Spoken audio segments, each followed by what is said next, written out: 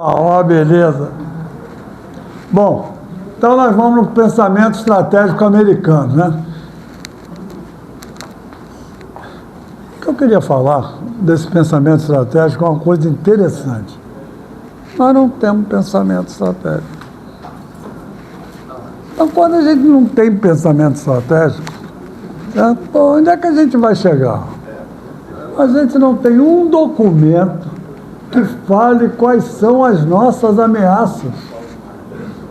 Então, como é que a gente pode compor qualquer coisa que seja? Nós estamos dentro de uma irrealidade, né?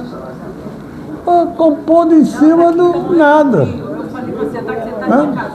Quer dizer, na realidade, o Brasil, ele utiliza a estratégia do ter capacidade de fazer tudo. Isso é uma estratégia boa para o americano. Né? Encara qualquer um.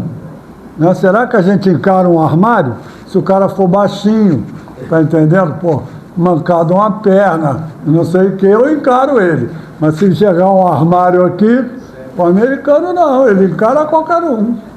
E nossa política, quer dizer, estratégia estabelecida hoje, é que a gente tem capacidade de encarar quem quer que seja.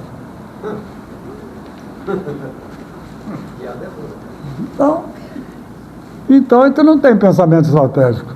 Se a gente não tem pensamento estratégico, porque o pensamento a gente até tem, mas na hora que manda botar no papel, uma coisa cognitiva começa a esquentar na mão, não sai. Né? E por quê? Tem que sair o quê? Quais são as nossas ameaças? Também, com o regime que a gente tem atual, quem é que vai escrever alguma coisa sobre ameaça? Cuba é ameaça. Né? Vai ter que dizer que Cuba é ameaça. Vai ter que... Antigamente tinha que dizer que a Venezuela era ameaça. Aí o cara ficava beijando o Maduro. Certo? Então, não tem como. Mas isso não impede que a gente tenha um pensamento, que no pensamento esteja escrito. Qual é o problema? A Venezuela é uma ameaça. Eu vou lá e beijo o Maduro. Mas ela continua sendo uma ameaça. E eu tenho que me preparar para fazer face a essas ameaças. Bom, então vamos aqui a nossa brincadeira. A prioridade do americano dentro do pensamento estratégico do plano de 2026 é priorizar o eixo norte-sul, tirando a prioridade do eixo leste-oeste. É aquilo que nós comentamos até agora. Eu não quero... Deixa a China lá. Deixa ela lá. Meu problema é o seguinte, fortalecer o eixo norte-sul. O que corresponde dizer fortalecer o eixo norte-sul?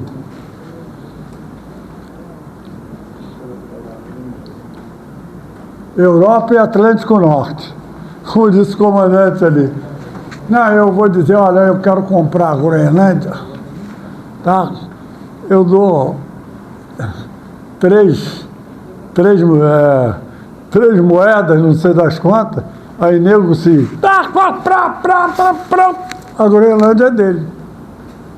Fizeram um estardalhaço desgraçado e a Groenlândia está alinhada. O Atlântico Norte está alinhado. Né? Problema, ele disse também, todo problema é econômico. Ele invadiu a Venezuela, reformulou o processo do petróleo, agora o Estreito de Hormuz, né, é um problema econômico, o europeu vai ter que entrar na brincadeira, queira ou não queira. Lá o Brexit lá já disse, já preparou umas 2 fragatas para ir para o Mar Arábico, certo? Por quê? Porque é um problema internacional. O trânsito, tem quantos navios lá dentro para saírem? E o problema é americano? O problema da guerra do Irã? É um problema internacional. Agora está todo mundo sofrendo, ó. E o petróleo, agora vai ter de se virar para onde vai sair esse petróleo.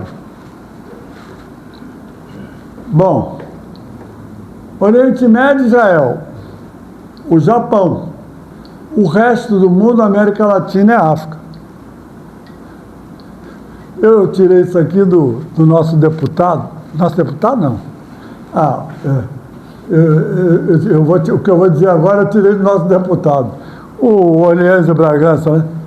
Ele disse assim, o Brasil não está nem mencionado dentro do processo. A América Latina está em quarto. Mas quem é a América Latina?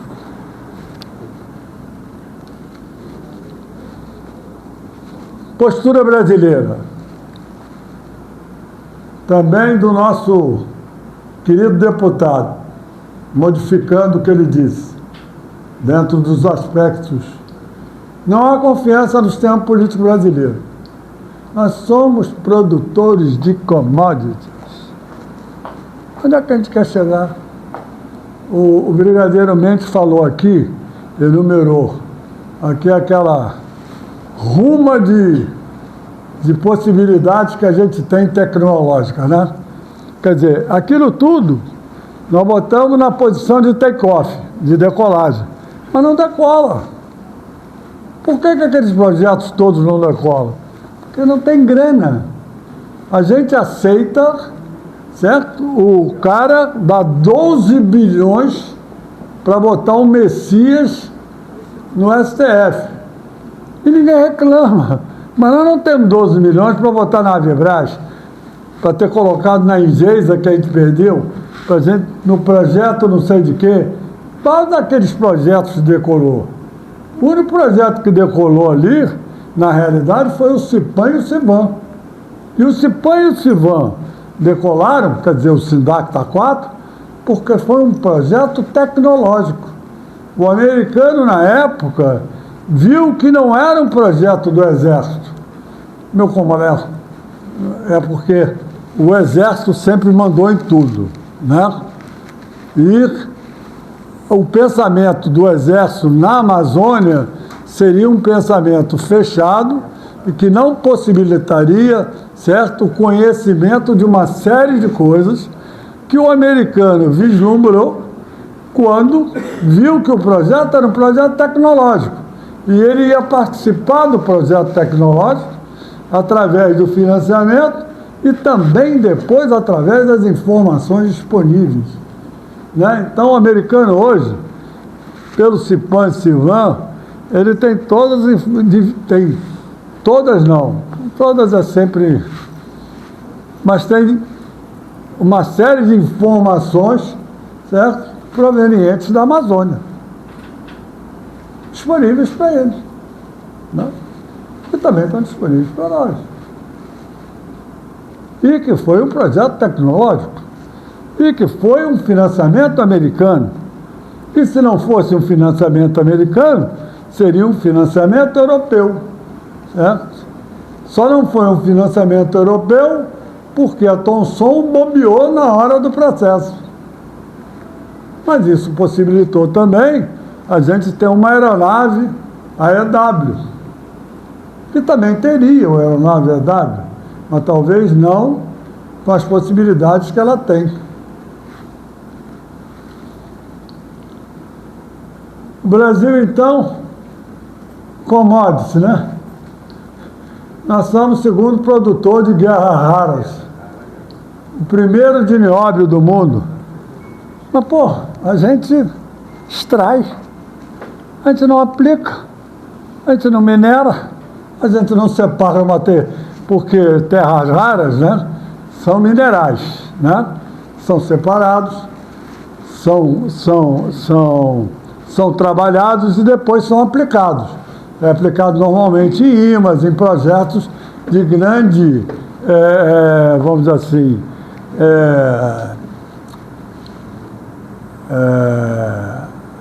de grande produto agregado, né? De grande valor agregado, né? Mas nós não temos capacidade de aplicar.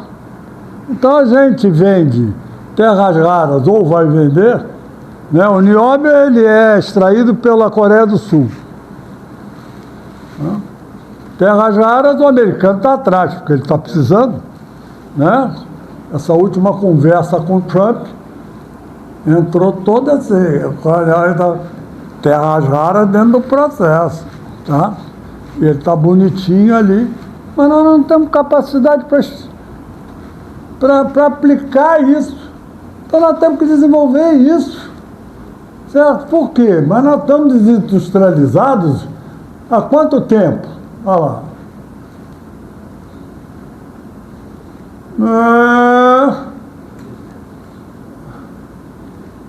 Estão num processo de desindustrialização há várias décadas, desde Fernando Henrique. Fernando Henrique, para, porque isso aí não funciona.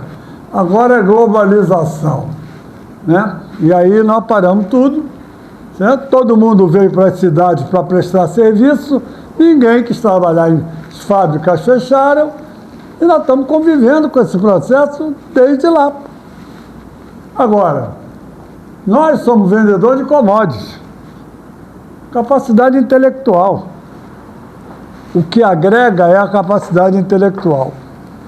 Eu fabrico, eu produzo banana, vendo banana, perco a banana. Capacidade intelectual, eu produzo capacidade intelectual, vendo a minha capacidade intelectual e ainda agrego mais capacidade intelectual. Sempre. Porque eu não perco.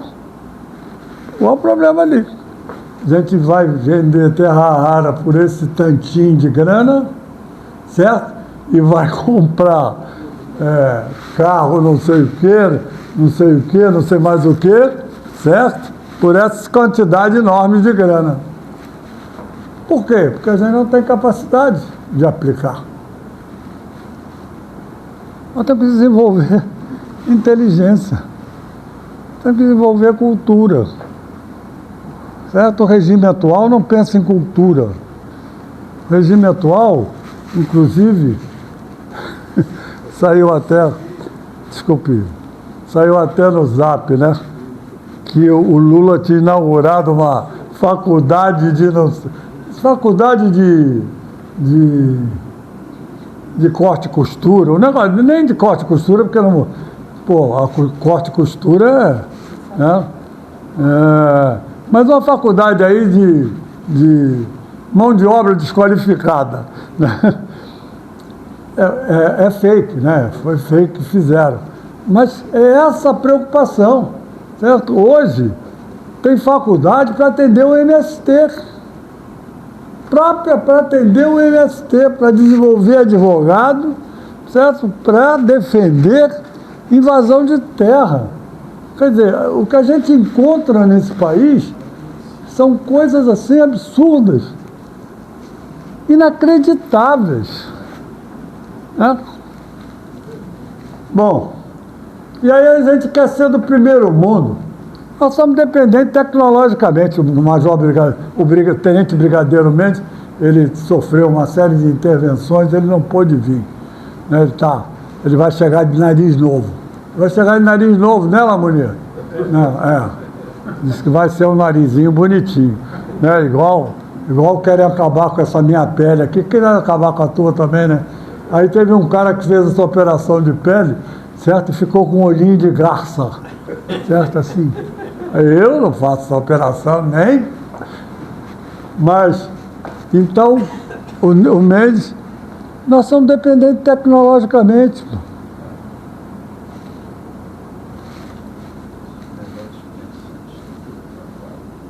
Aí nós precisamos desesperadamente de uma base industrial de defesa, certo? A gente, da mesma maneira que é dependente tecnologicamente, a gente consegue fazer um KC-390, certo? Porque a Embraer conseguiu se segurar, certo? Mas por quê? Porque tem grana atrás da Embraer. Aí não deixou ela quebrar com a Boeing, né? Toda regra tem exceção. Bom, pensamento estratégico americano, ó. Vem lá do tempo do Nicholas Spikeman. Até hoje, a doutrina de Monroe.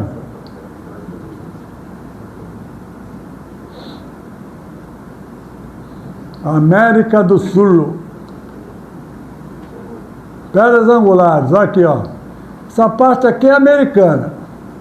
O Cone Sul, eles vão à guerra se for preciso, mas não largam a rapadura do ABC, que é Argentina, Brasil e Chile. Aí são as bases que a gente encontra, né?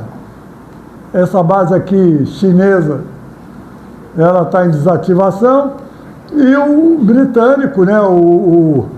Ele está incrementando esse circuito aqui, inclusive botou uma base nas Falklands, certo? Uma base aérea nas Falklands, certo? Para não perder essa hegemonia aqui no sul, né? Esse circuito aqui também já não existe mais, né? A Venezuela, por aqui, os aviões russos.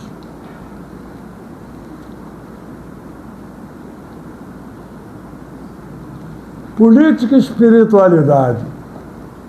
Sem liberdade não há democracia nem política. Ativismo judicial, nós falamos. Social marxismo. Deus pelo Estado na sociedade. Coisa tão séria, certo? Que o agnóstico não é agnóstico, ele não acredita em Deus. Ele é a prepotência, né? Não tem ninguém em cima do bichinho, né? É tão prepotente que não aceita Deus. E isso aqui inclui. E isso aqui nós estamos importando para a nossa sociedade, para a nossa juventude. Falta de Deus, pô.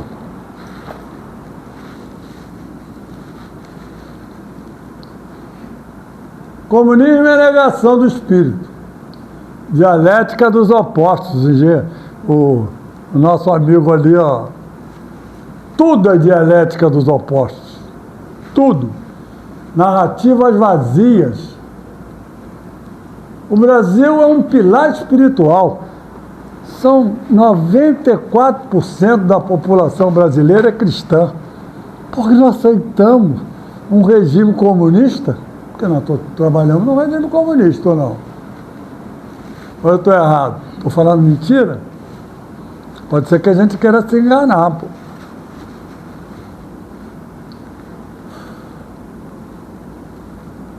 Então nós vivemos isso aqui, ó. Religiões manipuladas pela política, país incontrolável, cheio de falsidade, uma corrupta danada, certo? Então a gente ganha que o Messias não foi para o STF.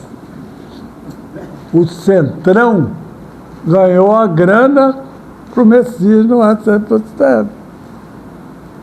A corrupta entrou toda ali embaixo. Relativismo, ó, são a grande falsidade que a gente vive. Valores morais e éticos da sociedade. Ah, aborto com 12 meses, com 12 semanas. Ah, a criança faz parte da mãe. É um ser vivo. Faz parte da mãe, não. Tá? A gente não defende aí os direitos humanos para todo mundo poder se defender e sobreviver, e nós estamos assassinando as crianças dentro das mães, porque já é um ser vivo. Não é, não, é parte da mãe, a mãe decide. A mãe é depositário. No bom sentido, tá, por favor, as senhoras. Só para dizer que ser mãe é tudo na vida, né? Nós, homens, não podemos ser. Se bem que eu até está querendo ser, né? Mas não consegue. É outro relativismo. Certo? Quem é o pai? Quem é a mãe? Não, mas aí, aquele é o pai, aquele é a mãe. Mas pode tudo, né? E pode, ainda mais quando não é conosco.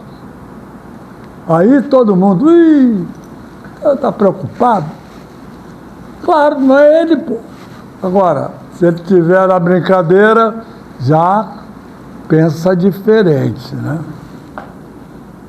Bom, nada supera a relação com Deus, tá? É a garantia da gente. Bom, América do Sul em torno geopolítico. Aquilo do relativismo. Aí vocês, pô, o cara está falando em guerra e vem falar de relativismo, vem falar de parto sem dor, de pouso na lua. Não, é porque isso influencia no dia a dia. Isso faz parte do nosso dia a dia. Isso faz parte do, vamos dizer assim, do sentimento do processo. Porque nós somos gente. Então nós sofremos isso. Aí eu vou dizer uma coisa e vocês vão dizer, não, esse cara só inventa. Relativismo é guerra híbrida. Dentro daquilo que nós conversamos aqui hoje, bom, o Exército está preocupado com os drones. É isso, meu coronel? Quem é que vai lançar drone na gente? Pô, aí eu pergunto, quem vai lançar drone na gente? Certo? Eu acho que os navios chineses que fazem pesca na área, pô, vão lançar drone na gente. Não adianta a gente pensar em drone, certo? Defesa de drone? Vamos fazer míssil, defesa de costa? Tem que ver onde é que está o navio. Se não souber onde é que está o navio, para bater. Então, eu passei aqui, desculpe. Então, nós temos esses entornos geopolíticos, tá? Então, a biodiversidade, água doce. A água doce vai ser um problema. O aquífero Guarani, outro problema, porque tem água doce. A água vai faltar no mundo. Não para mim, que estou com 81 anos, vou fazer 82, né? Até a minha cachorra vai ficar aí, eu ainda vou antes. Mas isso aqui vai acontecer. O Atlântico Sul, riquezas naturais e minerais, pré-sal e a pesca predatória. O chinês, ele elegeu 3 ou 4 cidades para serem cidades padrão, né? O master da Dilma, né? Mas o resto vive na miséria, né? O resto vive, vamos dizer assim, num trabalho escravo. Naturalmente que eles têm tendência a desenvolver mais, mas a filosofia é essa, eles exportam uma China muito desenvolvida. Ela está sendo desenvolvida? Está, em certos aspectos. Mas também existe muito trabalho escravo na China. São 2 bilhões de bocas para serem alimentadas. Bom, vamos lá. Olha, eu vou entrar 15 minutos, é meio-dia e 15. Aí, gente, é porque você demorou no café, você comeu mais do que devia. Bom, nada deve levar a confundir a vitória militar com o êxito político. Então nós estamos entrando agora aqui, né, no nosso problema da narcocracia, no nosso problema da soberania interna. Invadir uma comunidade tem um problema sério. A gente tem que atender no que diz respeito à opinião pública, a intenção no nível político e a percepção nossa dos militares. Nossa, que eu digo, militar ou a polícia militar.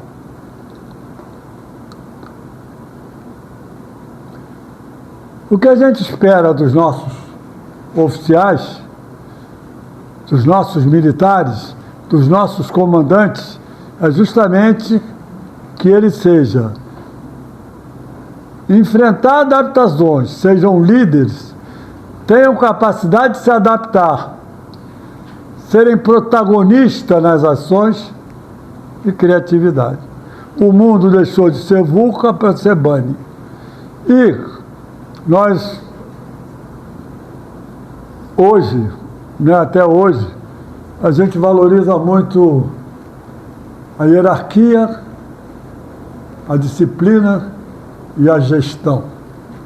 Deixamos de lado muito o quesito liderança do processo de formação dos nossos líderes.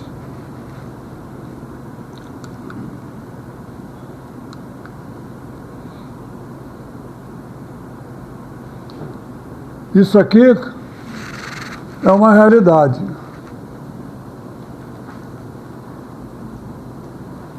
A farda nada mais é do que uma outra pele. Queira ou não queira o bonitão, ela é.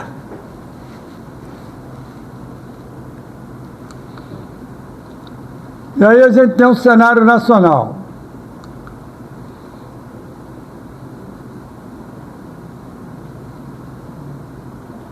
Que a gente já comentou.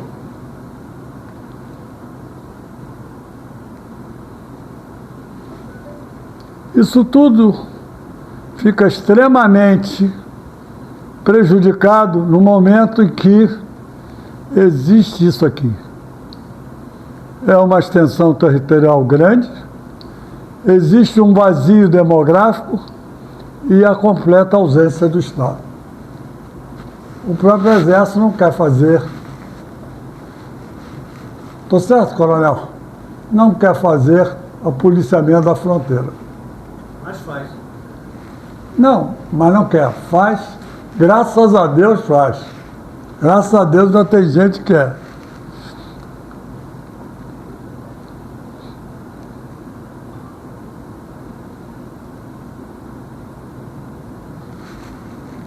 Ilícitos transnacionais, narcotráfico, sequestro de crianças, comércio de órgãos, de armamento e lavagem de dinheiro.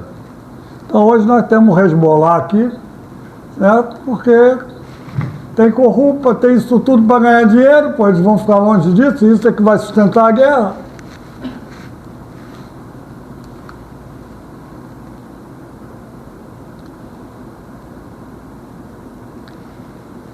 Simplesmente, vamos dizer assim, a saída do Maduro da Venezuela, certo? O resbolar veio para o Brasil. Trem de Aragua, aquela curiola toda, só mau elemento, né? Veio todo mundo para o Brasil. Para onde eles foram? Brasil.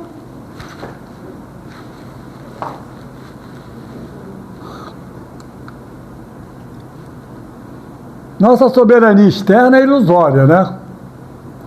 Falência das nossas Forças Armadas. Com certeza. Mas também a gente tem que ver quem é que vai lançar drone na gente, né? Hoje nós temos que nos preocupar com aquilo realmente que a gente tem que se preocupar. Mas hoje temos capacidades como essas duas aqui, né? Muito importantes, como essa aqui também muito importante. E aí a gente pensa de como a gente vai resolver esses nossos problemas. Será que forças de operações especiais resolveriam o nosso problema? Tendo em vista que a parte de drones, né? Essa energia dirigida aqui, certo? Abate os drones todos. Mas nós temos um problema sério, que é a defesa de perímetro, defesa das nossas, vamos dizer assim, unidades. Quando você vê Santa Cruz encostado no muro, na comunidade, vê não sei o que, encostar no muro da comunidade. Pô, e aí? Como é que a gente vai fazer defesa de perímetro? Aí nós estamos preocupados, certo? Em defesa antiaérea de ponto sensível. Não, nossos pontos sensíveis hoje, a guerra demonstra defesa de perímetro. Defesa disso aqui, pô. Certo?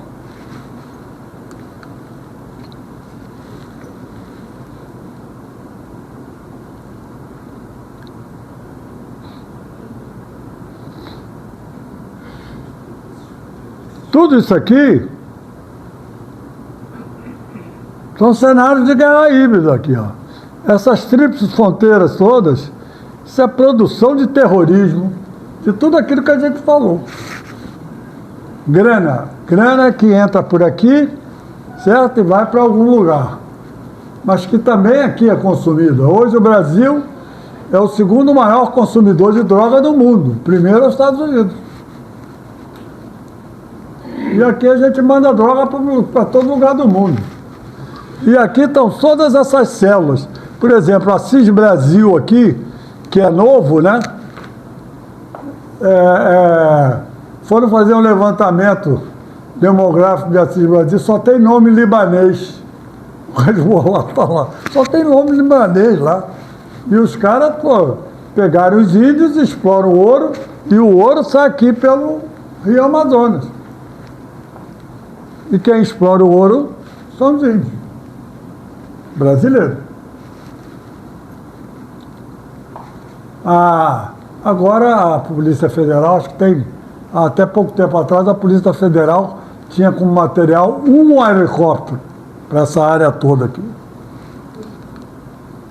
Então aí nós temos um resumo das regiões.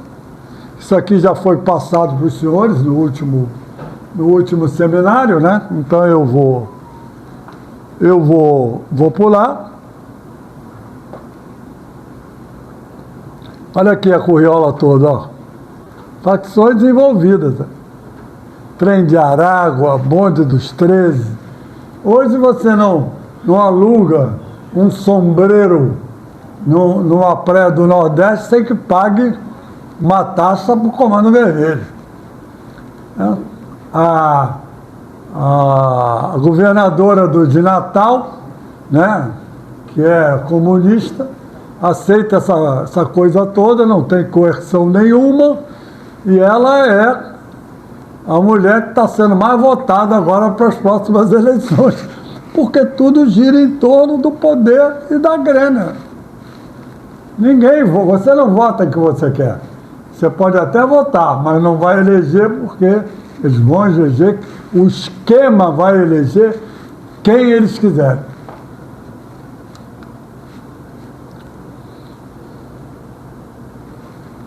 Olha aí, ó.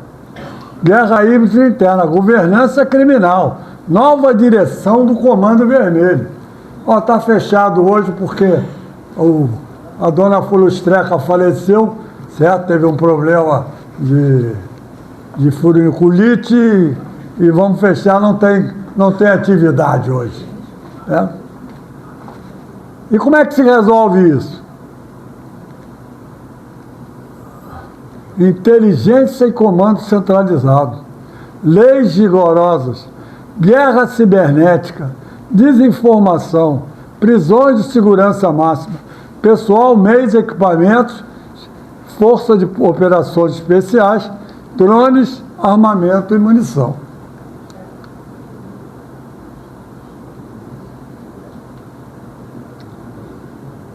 Olha o Aliança de Bragança aí. Plano de defesa,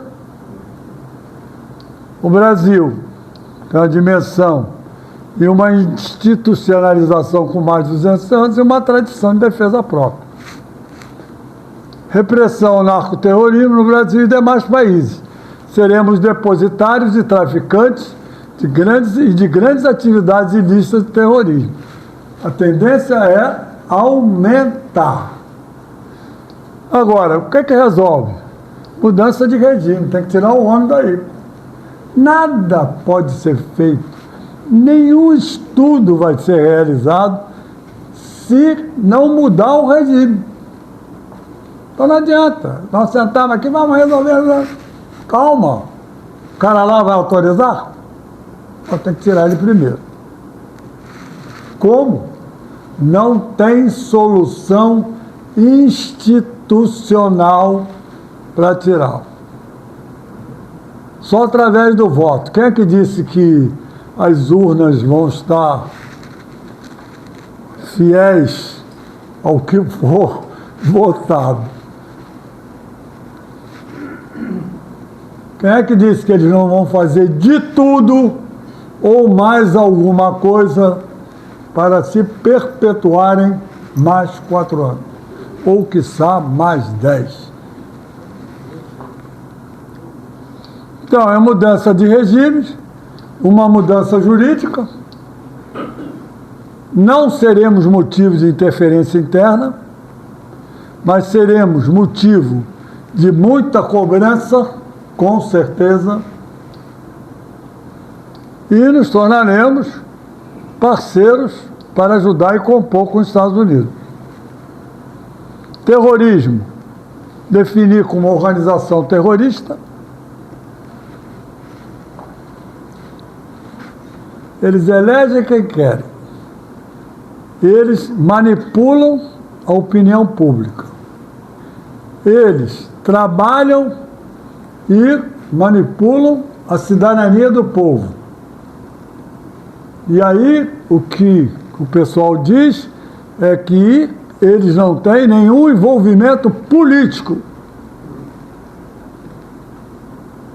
E como não tem envolvimento político, não podem ser caracterizados como organização terrorista. Mas cada um fala o que quer. Só que se eu for botar aqui no quadro, a gente vai chegar à conclusão que, como eu acabei de falar, não precisei nem botar no quadro, eles são organizações terroristas.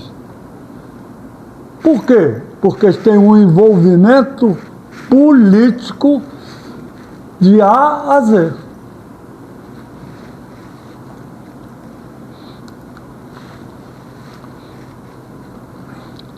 A filosofia permite a gente até fazer o que eu vou fazer agora.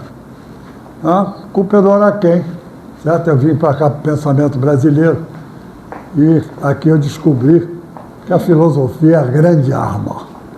Né, Araca? Certo? Nós não vamos avançar muito não, mais 2 minutos só. Eu sei que você está botando o dedo aqui para mim. 2, certo? O cara lá já levantou a bandeirinha dos 5 minutos. Aí eu dei adeus para ele. Tem um cara lá que levanta a bandeira dos 5 minutos. Bom. Então nós poderíamos nos permitir a discutir essa solução. Eu peguei um exemplo de um país que regula com a gente, a França. Né?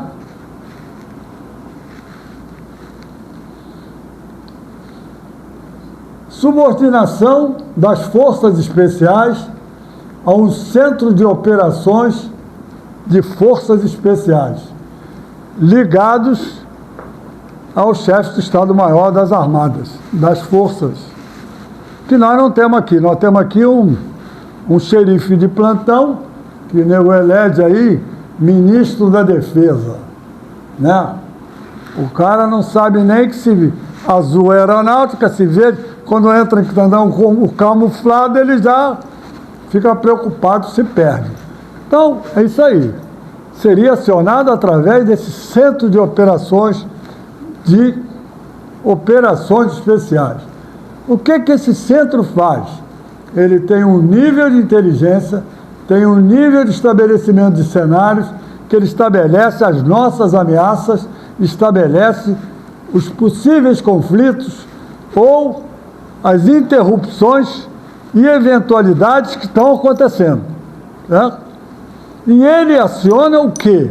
Aciona as forças de operações especiais. As 3 forças, com suas forças de operações especiais, estão ligadas a ele. Essas forças de operações especiais têm força aérea própria. Quer dizer, tem unidades aéreas dedicadas. Porque não adianta dizer lá o batalhão lá de Goiânia, né? Certo? Aciona o batalhão de Goiânia. Pô, vai atuar onde? Vai atuar em Brasília. Quanto tempo dá de helicóptero de Goiânia a Brasília? 3 horas. Resolveu? Isso para Brasília. Agora, se for lá em cima, certo? Na fronteira com a Venezuela, já são 2 dias de viagem. Né? Então, tem que ter força aérea própria. E outra coisa, os pilotos têm que ser treinados a operar de noite, de dia, de madrugada, com possibilidade, sem possibilidade.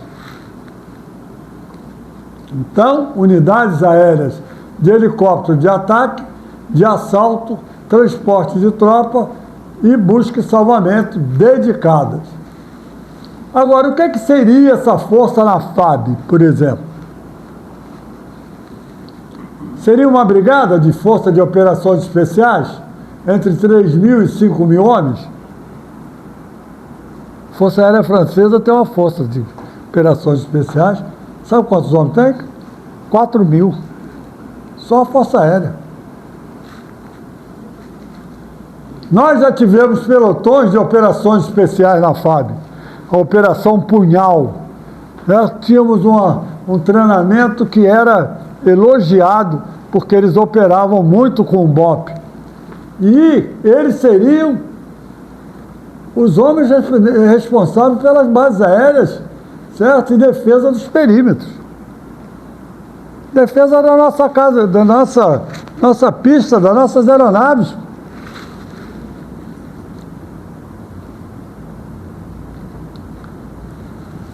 Quais seriam os meios? Esses seriam os meios. Homens treinados, né? Com formação específica, utilizando aeronaves capazes. Aqui nós vemos um H-60 entrando, um Black Hawk entrando dentro da cauda do KC-390. Nós temos que ter essa possibilidade. Como é que seria acionado? Eles atuariam só em situações de soberania interna ou de soberania externa? Essas são as outras aeronaves, contra insurgência para interceptação de narcotraficantes. Quando se estabeleceram a estrutura do espaço aéreo, se estabeleceu regiões de defesa aérea. Essas regiões de defesa aérea, quando foram estabelecidas dentro de critérios de independência, como eu falei aqui do Irã. Teria uma certa independência, porque a defesa aérea, ela trabalha centralizada com comandamento descentralizado. Então, a nível de cada região de defesa aérea dessa, certo? Seria o responsável pelas ameaças. Como é que as forças de operações espaciais estariam, vamos dizer assim, distribuídas no terreno? De acordo com as necessidades, certo? De acordo com a possibilidade de ter um melhor rendimento. Mas, ao momento que se fossem acionadas, elas tenderiam. Como aconteceu aqui, que a Venezuela botou um sistema de defesa aérea na fronteira, né? Então, todo mundo ficou preocupado. Bota o R-99 para ir lá ver o que é. Não, acionar uma força dessa. Essa força acionada, ela vai tomar as atitudes necessárias, vai se posicionar no terreno, certo? Ou vai fazer a ação que for necessário. Então, aí nós teríamos os exemplos de operação, certo? Dentro da, vamos dizer assim, soberania externa. Fora isso aqui, fora do Brasil, né, a Força Aérea vai operar junto com organismos da ONU para fazer, vamos dizer assim, manutenção de ordem, manutenção de keeping. Bom, esqueci agora, daqui a pouco eu me lembro. E, por último, fazer parte de forças aliadas, utilizando o KC-390 e o GRIP. Só. Mas aqui não. Aqui nós vamos utilizar forças especiais. Aí os senhores dizem, e como é que vai ser no referente à soberania interna? Ok, nós não vamos ter alguma distribuição, certo? No terreno. Quando for na área da favela da Maré, certo? Vai o batalhão da Força Aérea. Ele vai acionar, vai manter com o BOP. Por quê? Porque toda essa parte de operação das forças especiais exige inteligência operacional, exige a capacidade de trabalhar em ambiente multidomínio, existe a capacidade de integração, como já foi feito anteriormente. O Braga Neto já foi chefe de uma intervenção do Exército aqui no Rio de Janeiro, e utilizando a parte cibernética.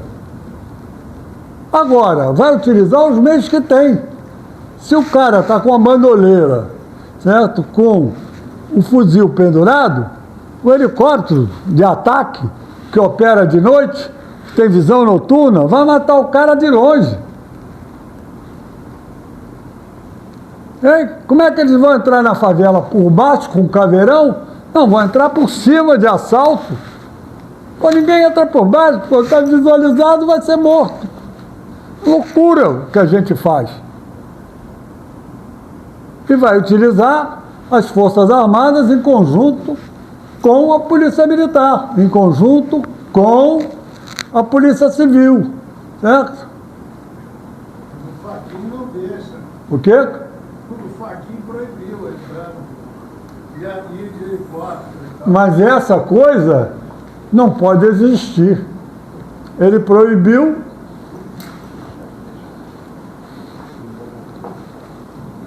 Então, inteligência operacional e criação de cenários, centros de gravidade sociais. A gente tem que vasculhar a Amazônia inteira, né, com centros de gravidade sociais. Ah, é difícil? Não é. Houve um aumento de prostituição, houve um aumento. Tem diversos eventos que caracterizam o aumento da criminalidade. Nós temos que ir atrás disso. Temos que ter gente para fazer isso. A Força Aérea Francesa, ela tem controladores que fazem cursos justamente para estabelecimento de cenários, certo? Através desses eventos. Nós não temos nada no Brasil, nós não estamos preocupados. Para nós, não existe terrorismo, certo? Não existe nem o cara que é morto na esquina. Você vê ele morrer, coitado, aí matou não sei quanto. Ninguém se posiciona. Será que alguém se posiciona com um carro, se vê que o cara vai ser assaltado e jogar o carro em cima? Será que ele está preocupado com isso? Né? Então, fica difícil. Nós temos os meios, nós temos inteligência, nós temos capacidades. Agora, a gente tem que querer, tem que ter vontade política, tem que enfrentar o processo verdadeiramente, com coragem moral e com ética. Né? Porque o que a gente não sabe é o tratar igualmente aquele com quem a gente convive. A gente não tem respeito ao próximo. Essa é a nossa maior deficiência hoje aqui nesse país. Pode acontecer o que acontecer com o próximo, é o próximo. Não, ele não é o próximo, nós podemos ser o próximo.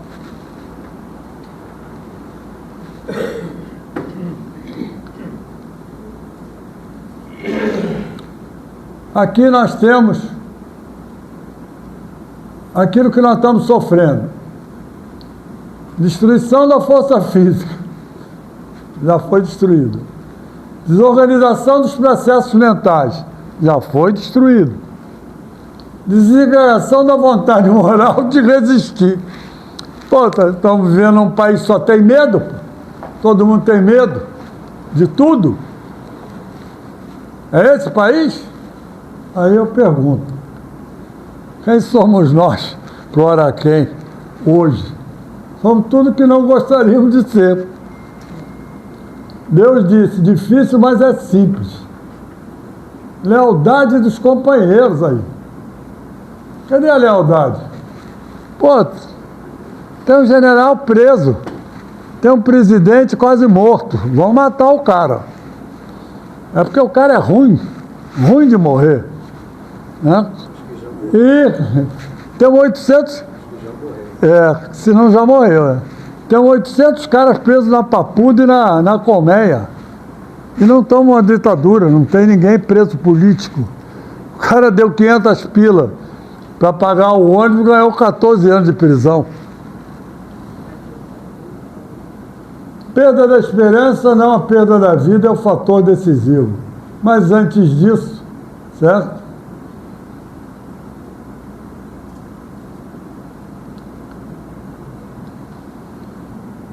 Bom, muito obrigado. Essas reflexões ficam aí.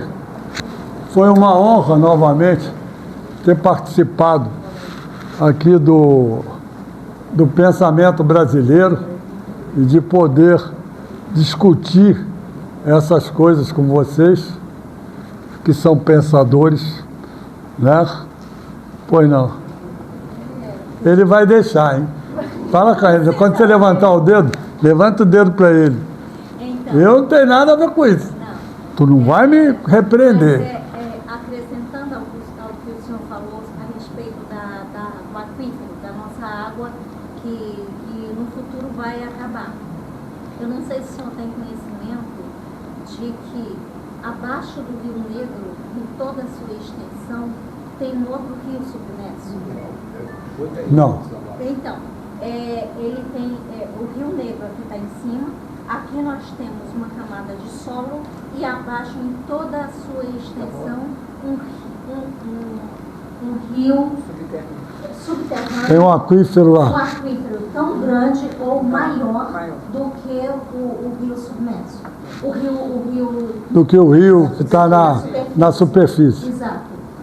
Olha, não sabia. Então, isso foi descoberto por um cientista, se não me falha a memória, minha memória é horrível, por um cientista indiano, se não me falha a memória, deve ter aí uns 3 anos, porque eu ainda estava na ativa, agora estou aposentada, mas eu estava trabalhando e eu recebi essa informação.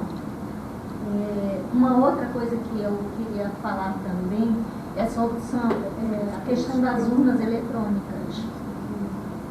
Na época em que estavam sendo testadas essas urnas eletrônicas que estão na atualidade, eu testei uma urna pela Íris. Então eu achei aquilo fantástico. Eu não entendi por que aquilo não passou. Depois eu não acompanhei, porque eu fui embora para a Alemanha e fui trabalhar lá fora, fiquei um tempo lá e não acompanhei. Mas eu achei essa coisa da urna da Íris fantástica. Você coloca a íris lá e aí automaticamente ele vai te dar teu nome, data de nascimento e CPF. Então eu achei aquilo fantástico e não entendi porque não passou. Não sei se foi uma coisa que eles consideraram anti-higiênico. Não, o problema não é a identificação, o problema é a contagem, né? Ok. É isso. A lei manda imprimir o voto, diz que não tem dinheiro na impressora.